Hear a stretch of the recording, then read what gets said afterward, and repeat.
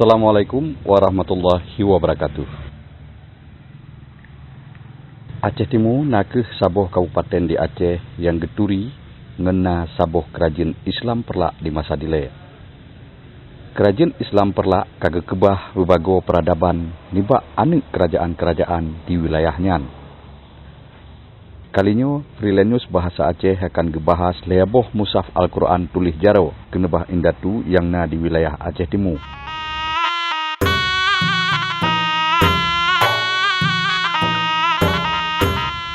Nakeh leaboh Musaf Al-Qurannya. Yang kefun Musaf Al-Quran tulis jaro ngan Dawud meh. Musafnya nakeh kenebah Raja Husin di kerajin Simpang Ulim. Bak bineh Musaf Al-Qurannya na geuke bungong ngan Dawud 150 gram meh 20 pet karat. Berat Musaf Al-Qurannya pertuh 20,60 gram. Al-Quran jamun tulis jaronyo sampo inohat mantenggot. Cuma nabacut cagai onji kajikap lekite.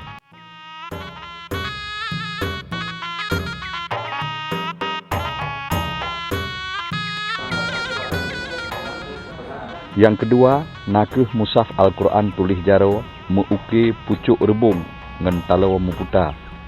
Dan na meuke gambar bulan sabit yang mususun leher. Bineh Musaf Al-Qurannya sama rayu. Musafnya nakeh Musaf dari kerajaan Simpang Ulim Syed. Musafnya gesusun kira-kira nibak tahun 1770 le. Sampo uronyo Musaf Al-Quran ngan motif pucuk rubung ngan talo muputanyan mantenggot hingga truk bak jus leher peluh. Na bacut sapat sagai takalen na bekah jikap lekite lagi bak awai ngan bak tengah surat Al-Baqarah.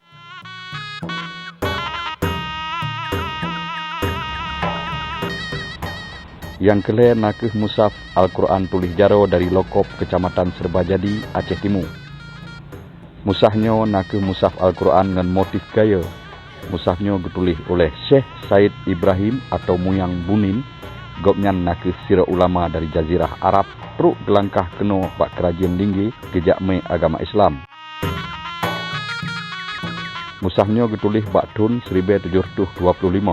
Ngan motif gaya dan na motif bulan sabit ubud mususun le. Musaf Al-Quran tulis jaronyo sampo inohat takaleng mantenggot. Nyan ke leaboh Musaf Al-Quran tulis jaro kenebah indatu getanyo yang na di Aceh Timur. Jino bal leaboh Musaf Al-Quran tulis jaro nyan kagak kebah cukup mesanet bak bidang kebudayaan Dinas Pendidikan dan Kebudayaan Kabupaten Aceh Timur. Habanyo gepesampo oleh Ilyas bin Ismail, Freelance News.